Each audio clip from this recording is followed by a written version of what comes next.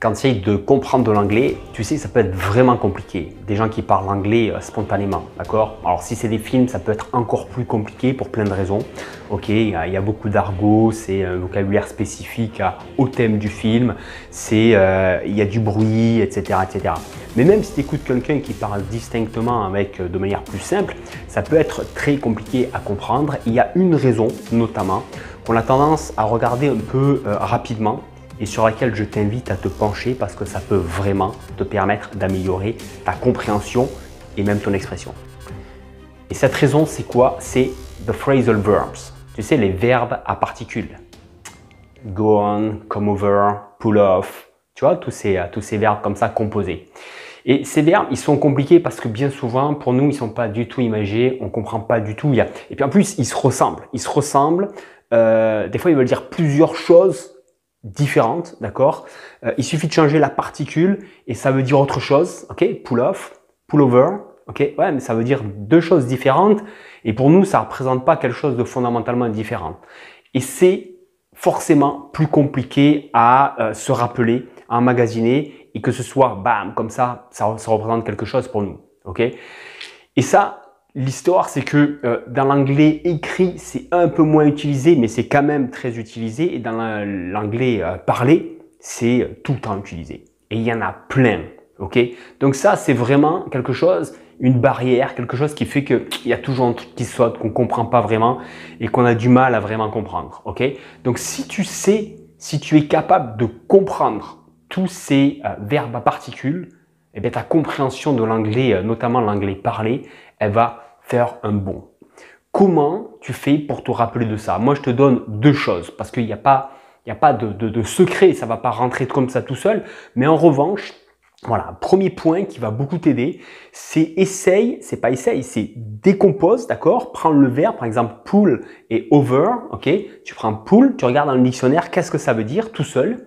Tu prends over, tu regardes ce que ça veut dire tout seul, d'accord? Tu vas trouver plusieurs définitions, mais ça va te donner un sens général quand même qui va plutôt imager peut-être, tu vois, l'ensemble, ok? Et tu prends l'un plus l'autre, tu vois tu vois un petit peu comment tu peux imager ça un petit peu. Ça va te donner bien souvent, pas tout le temps, mais bien souvent, ça va te donner quelque chose d'imagé et qui va te faire comprendre. Tu vois, par exemple, to go through, aller, et through c'est à travers, eh bien aller à travers, tu vas comprendre en fonction du contexte, ça va te donner une image et tu vas comprendre que dans le contexte que tu as trouvé, il faut bien le remettre dans le contexte, d'accord? Ça va vouloir dire par exemple, eh bien, passer en revue. D'accord? Passer en revue quelque chose, to go through, aller à travers, passer en revue.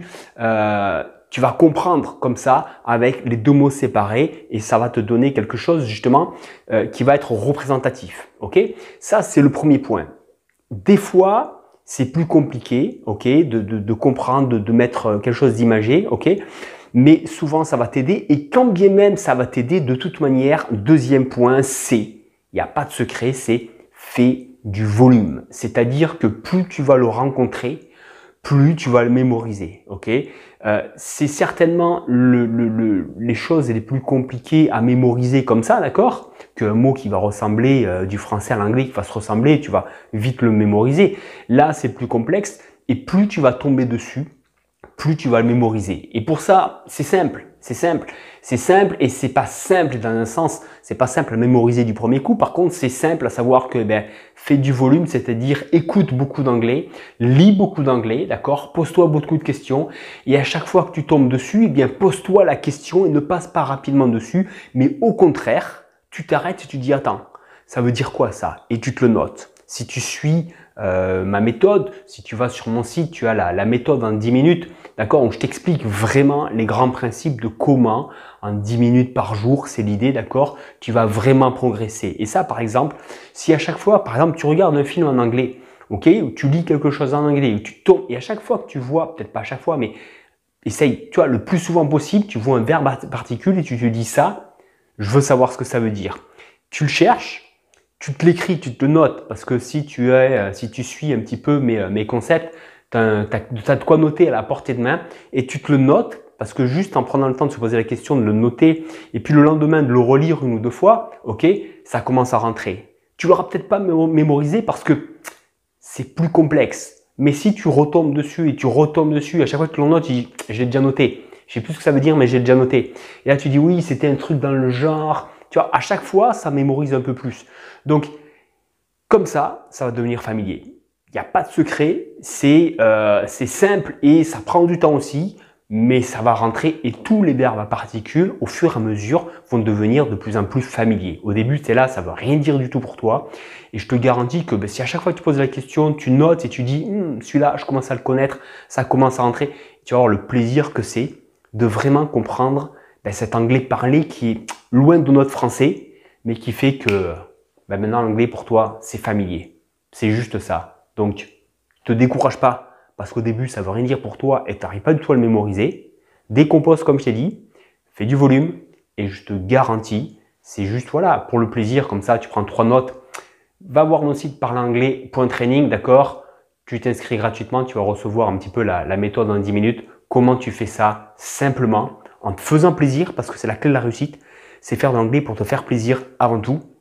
Et je te garantis, ces verbes à particules et cet anglais parlé, ça va devenir familier, ça va devenir ton langage à toi. Donc fais-toi plaisir, parle anglais et découvre tous ces verbes à particules pour vraiment parler anglais comme eux. Talk to you soon.